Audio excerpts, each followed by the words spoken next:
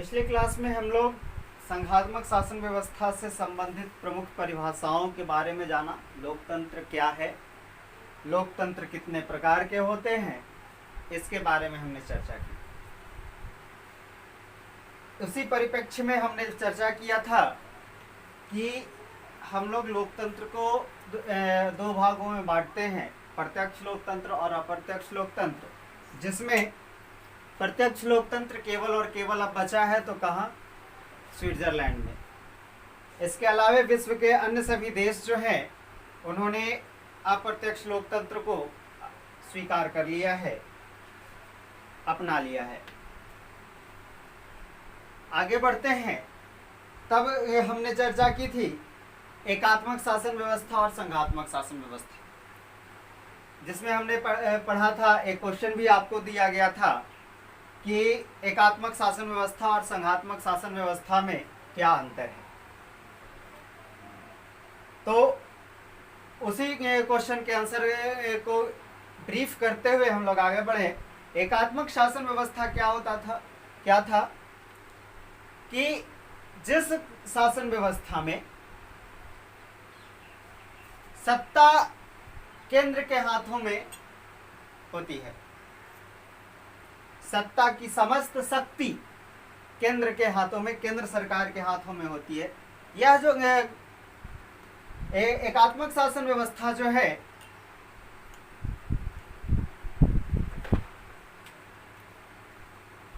सत्ता के केंद्रीकरण के सिद्धांत पर आधारित है। यही बताया था हमने, सत्ता के केंद्रीकरण के सिद्धांत पर, यानी कि सारी शक्ति केंद्र सरकार में निहित होती है। ये कहाँ कहाँ आपको प्रचलित है एकात्मक शासन व्यवस्था? श्रीलंका में एकात्मक शासन व्यवस्था है, ग्रेट ब्रिटेन में से एकात्मक शासन व्यवस्था है,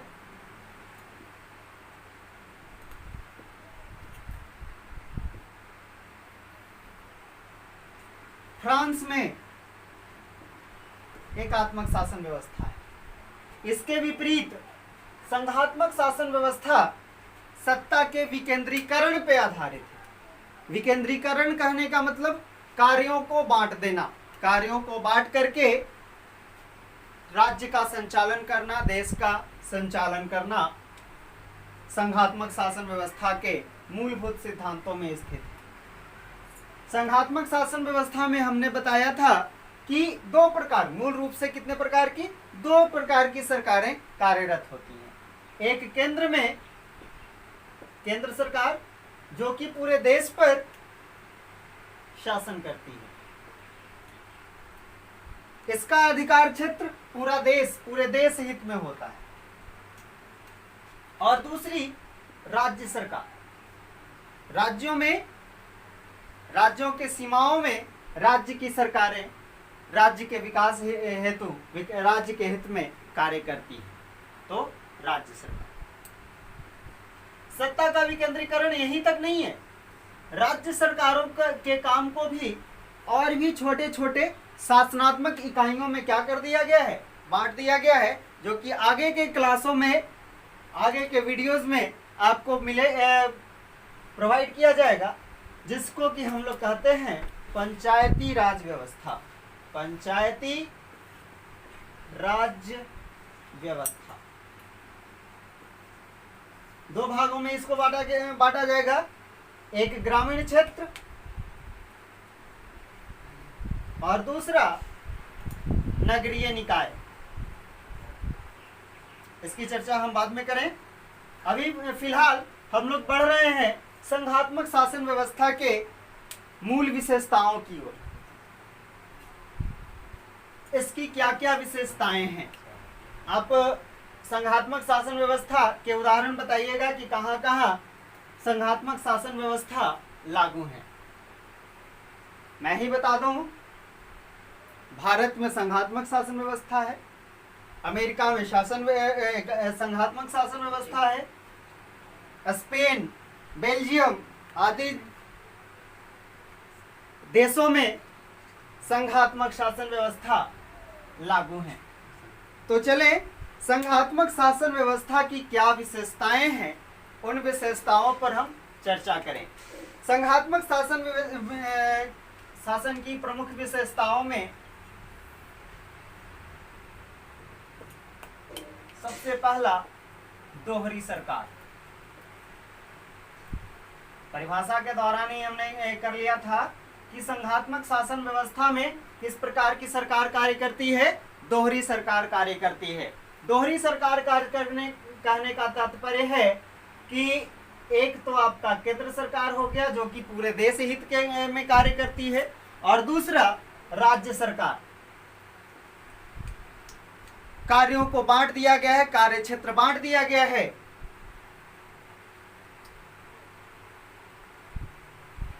इन दोनों सरकारों का अपना अपना कार्य क्षेत्र है, अपना अपना कार्य क्षेत्र है। दूसरी विशेषता होगी इसकी कि अपनी अपनी कार्य क्षेत्र में दोनों ही सरकारें अपने अपने कार्य क्षेत्र में रह करके कार्य करती हैं, जिसका निर्धारण संविधान में 3 सूचियों द्वारा, कार्य क्षेत्र का निर्धारण या कार्य के विषयों का निर्धारण संविधान के 3 सूचियों के द्वारा किया गया है। ये सूची कौन कौन सी हैं, ध्यान से हम लोग समझेंगे। पहला संघ सूची, दूसरा राज्य सूची, और तीसरा समवर्ती सूची। इसकी चर्चा जब हम लोग केंद्र राज्य संबंध पढ़ेंगे इसी चैप्टर में आगे, तब इन सूचियों की चर्चा करेंगे। किस अनुच्छेद में है, कहाँ पर है, किन किन कौन कौन से विषय रखे गए हैं इन तीनों सूचियों में, इसकी चर्चा हम आगे केंद्र राज्य संबंध पढ़ने के दौरान करेंगे। हम लोग फिलहाल अभी विशेषता पर हैं। तो पहली विशेषता आपकी है दोहरी सरकार। संघात्मक शासन व्यवस्था में किस प्रकार की सरकार होती है, दोहरी सरकार होती है। प्रत्येक सरकार का अपना अपना कार्य क्षेत्र होता है। तीसरा,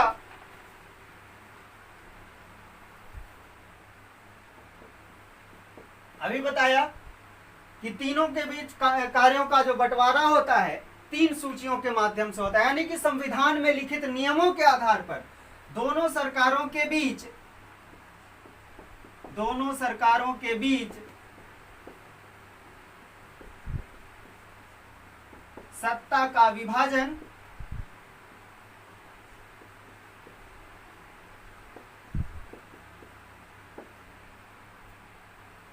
संवैधानिक तरीके से, यानी कि संविधान में लिखित नियमों के तरीके से, संविधान के द्वारा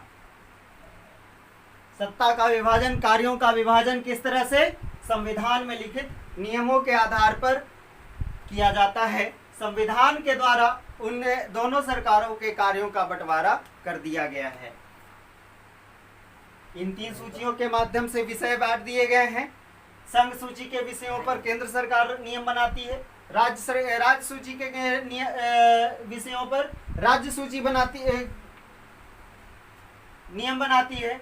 समवर्ती सूची, ये ध्यान देने वाली बात है, समवर्ती सूची के जो नियम हैं जिस पर दोनों ही सरकारें, राज्य सरकार भी नियम बना सकती हैं और केंद्र सरकार भी नियम बना सकती है, लेकिन अगर दोनों में विवाद उत्पन्न होता है, दोनों ही सरकारों में नियम पर विवाद उत्पन्न होता है, तो केंद्र सरकार वहां पे ज्यादा पावरफुल होती है और केंद्र सरकार द्वारा बनाए गए नियम का पालन किया जाता है।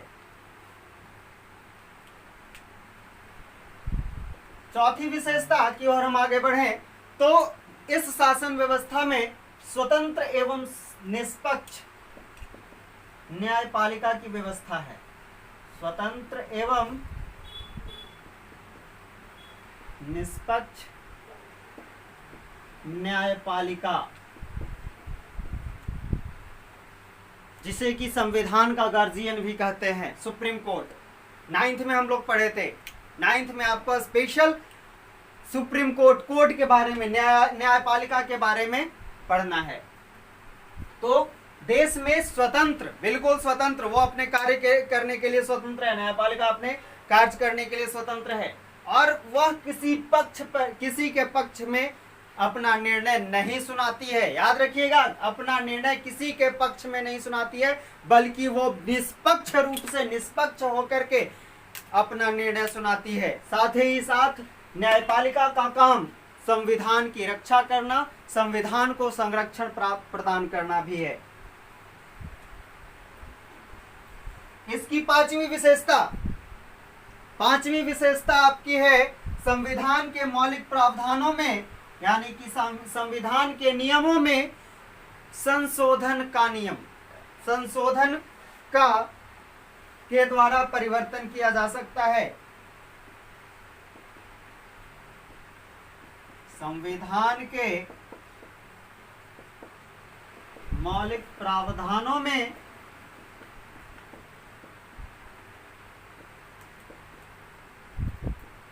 संविधान संशोधन द्वारा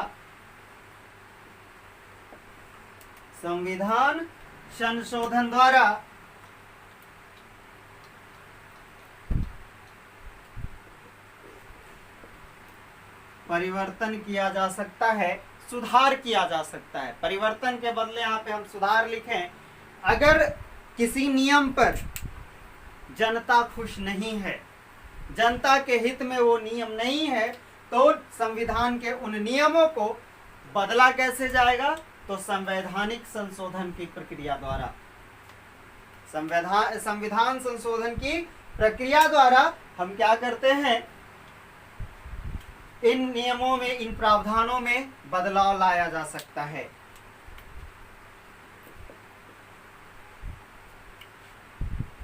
संविधान संशोधन का अलग टॉपिक है, उसको हम अलग एक वीडियो में करेंगे, ज्यादा बेटर होगा।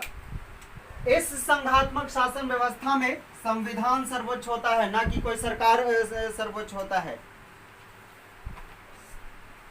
संविधान की सर्वोच्चता, सर्वोपरि कौन? आपका संविधान सर्वोपरि होता है। ना तो कोई सरकार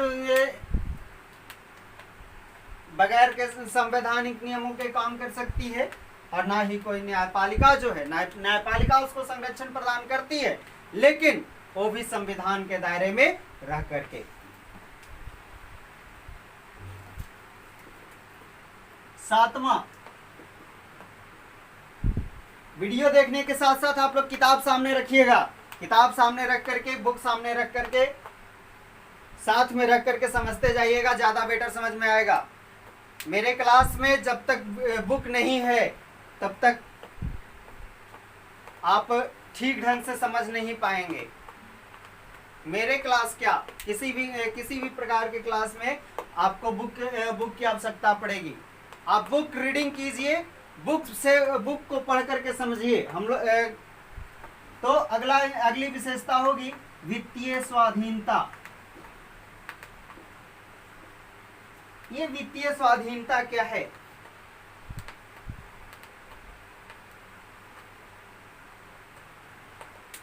वित्तीय स्वाधीनता जो होती है, इस व्यवस्था में, संघात्मक शासन व्यवस्था में, दोनों ही सरकारें, चाहे वो केंद्र सरकार हो या राज्य सरकार, दोनों ही सरकारें वित्तीय स्वाधीन प्राप्त होती हैं। वित्त रूप से, आर्थिक रूप से स्वाधीन होती हैं। कोई भी विकास के हित में काम करना है, विकास के लिए काम करना है, और उसके लिए जो खर्च आएगा, उसके लिए दोनों ही सरकारें क्या होती हैं? स्वाधीन होती हैं। दोनों सरकारों का आय का अलग अलग स्रोत होता है, कर के माध्यम से या फिर किसी भी माध्यम से दोनों सरकारों को अलग अलग स्रोतों से आय प्राप्त होता है। तो इस तरह से, और ये आय निश्चित कर दिए गए हैं, संविधान द्वारा निश्चित कर दिए गए हैं कि कौन सा कर वसूला जाएगा तो किसके खाते में जाएगा, केंद्र सरकार के खाते में जाएगा, या फिर जब आप स्पेशल टैक्स के बारे में पढ़िएगा तब उसमें आपको विभिन्न प्रकार के टैक्सेस के बारे में आपको पढ़ना है कि कौन सा टैक्स किस खाते में जाएगा, केंद्र सरकार के खाते में जाएगा या फिर राज्य सरकार के खाते में जाएगा। और उन्हीं टैक्सेस से उन्हीं करों से दोनों ही सरकारों को आय प्राप्त होती है। और सबसे महत्वपूर्ण, चूंकि संघात्मक शासन व्यवस्था जो है विभिन्न प्रकार के विभिन्न विविधताओं से भरा पड़ा होता है। यहाँ विभिन्न धर्म के लोग पाए रहते हैं, विभिन्न लिंग के लोग निवास करते हैं, धर्मनिरपेक्ष का पालन किया जाता है, विभिन्न जाति के लोग, विभिन्न विचारों के लोग यहाँ पे निवास करते हैं। तो संघात्मक शासन व्यवस्था में क्षेत्रीय विविधताओं का सम्मान किया जाता है। क्षेत्रीय विविधताओं का सम्मान किया जाता है।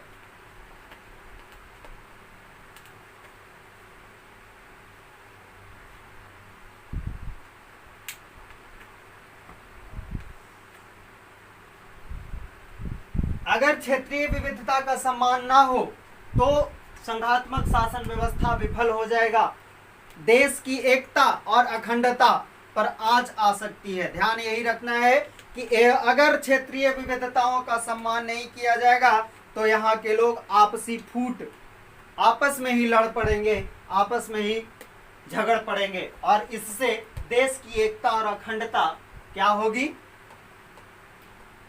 बाधित होगी। इसीलिए दोनों स्तरों की सरकारों के बीच सत्ता की व्यवस्था पर, सत्ता के विभाजन पर, कार्य क्षेत्र के विभाजन पर सहमति होनी चाहिए।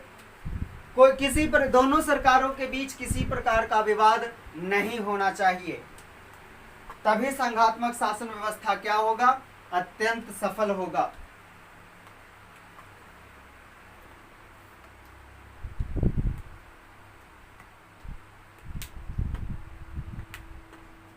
तो ये है आपके संघात्मक शासन व्यवस्था की मूल विशेषताएं, मुख्य विशेषताएं। अब हम लोग चलेंगे भारत के परिप्रेक्ष्य में, क्योंकि भारत में कुछ अलग तरह की कुछ विशेषताएं और भी हैं, इसमें ऐड होती हैं। भारत के परिप्रेक्ष्य में संघात्मक शासन व्यवस्था,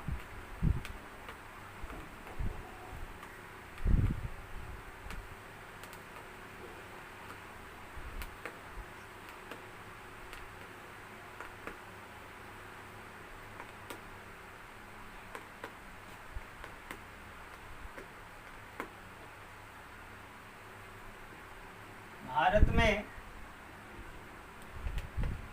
संघात्मक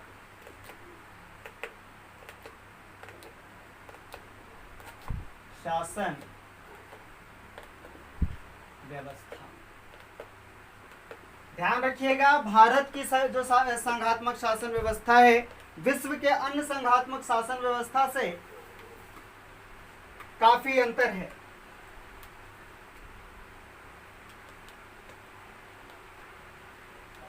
अमेरिका हो, स्विट्जरलैंड हो, कनाडा हो, ऑस्ट्रेलिया हो, बेल्जियम हो, वहाँ के अलावे भारत में भी संघात्मक शासन व्यवस्था लागू की गई है। हालांकि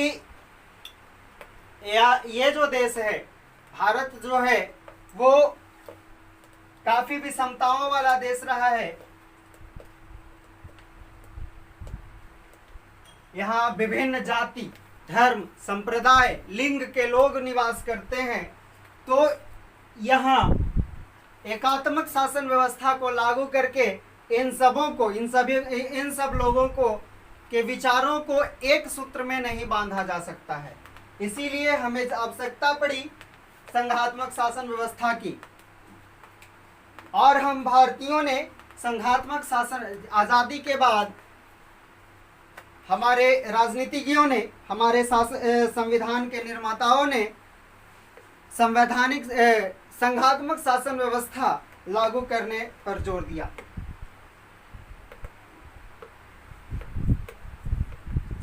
मूल रूप से संघात्मक शासन व्यवस्था में 4 विशेषताएं प्रमुख हैं, जिनमें संविधान की सर्वोच्चता, 2 स्तरों पर दोहरी सरकार, दोनों सरकारों के बीच कार्य क्षेत्र कार्य अधिकारों का बंटवारा विभाजन संविधान के माध्यम से, संविधान की रक्षा करने के लिए न्यायपालिका, ये सब प्रमुख हैं। इसमें संघ सरकार के प्राय सभी लक्षण उपस्थित हैं, जैसे कि भारतीय सरकार जो है वो यहाँ भी 2 प्रकार की सरकारें हैं। केंद्र में अलग केंद्र सरकार है, जबकि राज्यों एवं केंद्र शासित प्रदेशों को संचालित करने के लिए अलग अलग राज्य सरकारें हैं। केंद्र सरकार एवं राज्य सरकारों के बीच सत्ता का विभाजन किया गया है संविधान के माध्यम से, संविधान के 3 सूचियों के माध्यम से।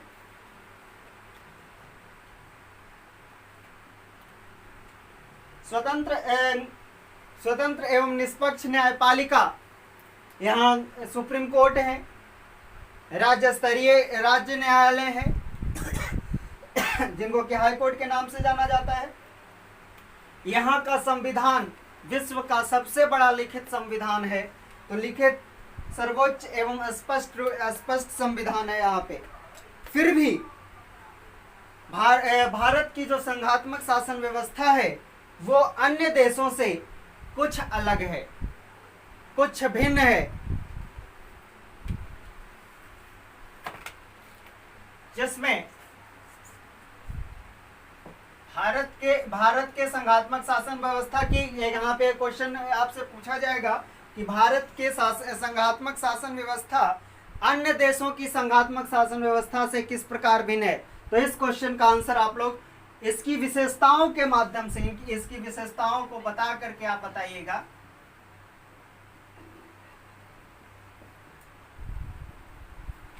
तो भारत के परिप्रेक्ष्य में संघात्मक शासन व्यवस्था की क्या विशेषताएं हैं वो ध्यान देने वाली बात है। पहला, भारत के संविधान में संघ शब्द का प्रयोग नहीं है, बल्कि राज्यों का संघ बताया गया है। क्या संविधान में भारत को राज्यों का संघ बताया गया है।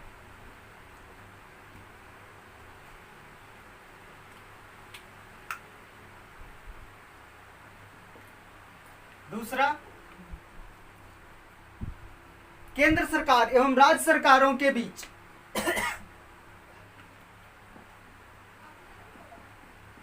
केंद्र सरकार एवं राज्य सरकार के बीच संविधान के माध्यम से, संविधान के 3 सूचियों के माध्यम से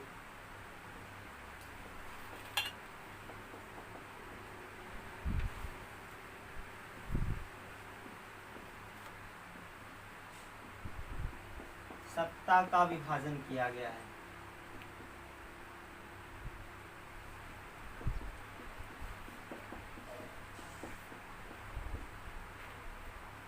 मूल फिर भी बंटवारा हुआ है, फिर भी भारत की संघात्मक शासन व्यवस्था में याद रखने वाली बात है कि केंद्र सरकार अधिक शक्तिशाली है।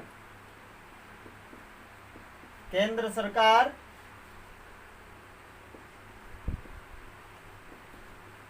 अधिक शक्तिशाली है। ये अन्य देशों से अलग करता है भारतीय संघात्मक शासन व्यवस्था को।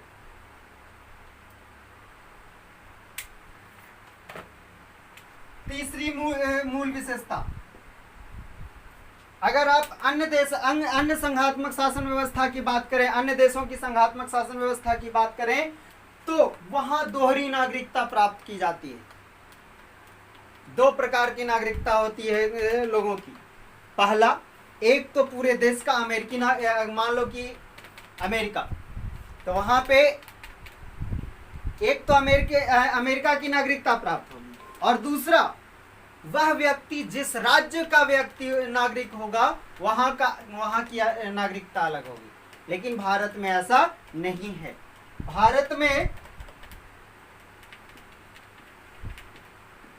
एकल नागरिकता का प्रावधान है।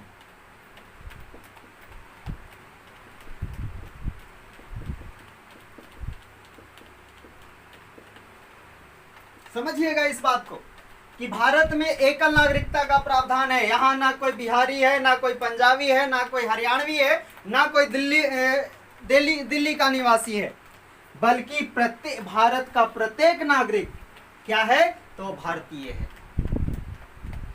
ऐसा अमेरिका में नहीं है, ऐसा बेल्जियम में नहीं है, ऐसा स्पेन में नहीं है।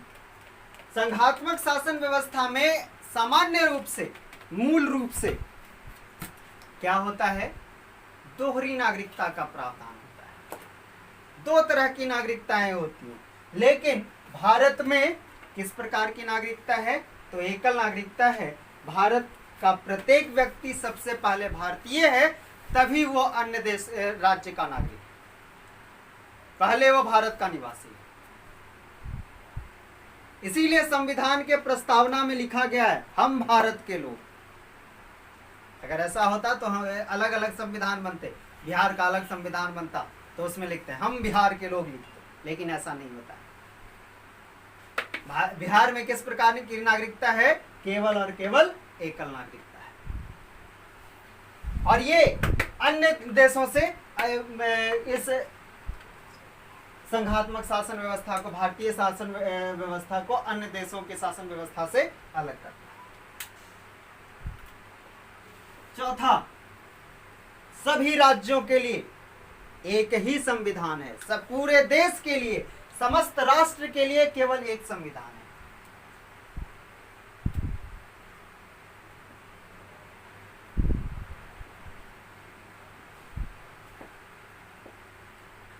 एक संविधान की व्यवस्था,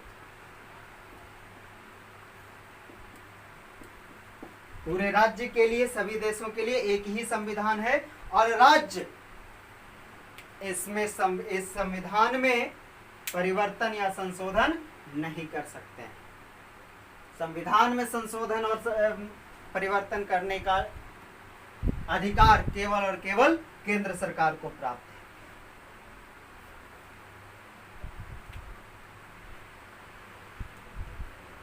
सारे देश के लिए, याद रखेंगे, सारे देश के लिए एक ही प्रकार की न्यायपालिका है।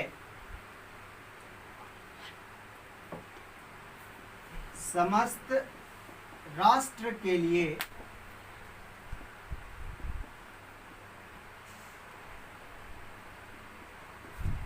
एक ही प्रकार की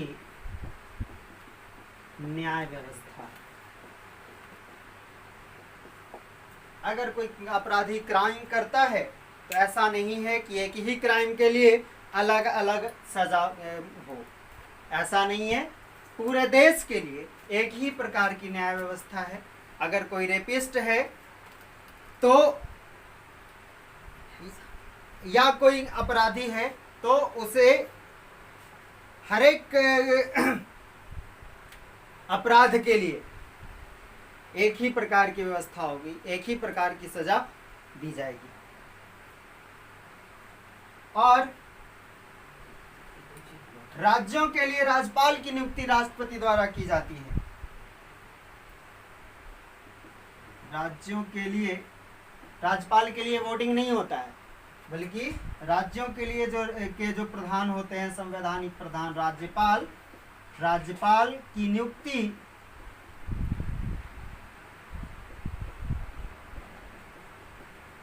भारत के राष्ट्रपति द्वारा की जाती है।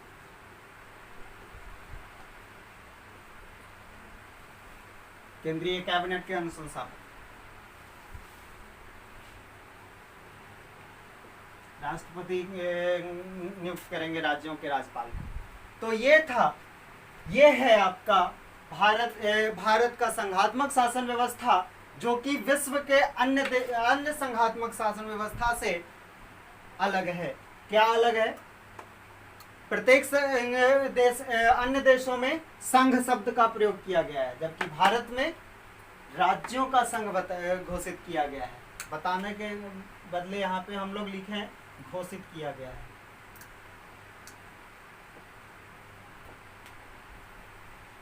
केंद्र एवं राज्य सरकारों के बीच संविधान के 3 सूचियों द्वारा सत्ता का विभाजन किया गया है, लेकिन शक्तिशाली किसे ज्यादा बनाया गया है? तो केंद्र सरकार को। केंद्र सरकार राज्य सरकार को आदेश दे सकती है। भारत में एकल नागरिकता का प्रावधान है, जबकि संघात्मक शासन व्यवस्था में आमतौर पर सामान्य रूप से दोहरी नागरिकता का प्रावधान है, जबकि भारत में एकल नागरिकता है। पूरे देश के लिए एक लिखित संविधान की व्यवस्था की गई है और एक ही प्रकार के न्यायिक व्यवस्था लागू की गई है, जबकि और राज्यों के लिए राज्यपाल की नियुक्ति राष्ट्रपति द्वारा की जाती है। भारत के परिप्रेक्ष्य में संघात्मक शासन व्यवस्था की विशेषताएं। इसके बाद आगे के वीडियो में हम लोग करेंगे राज्यों का पुनर्गठन और किस तरह से राज्यों का भारत में राज्यों को पुनर्गठित किया गया है आज़ादी के पहले से लेकर के आज़ादी के बाद तक। एक वीडियो उसका स्पेशल चलेगा और आगे के वीडियो में केंद्र राज्य संबंध करते हुए संघात्मक शासन व्यवस्था को एंड करेंगे।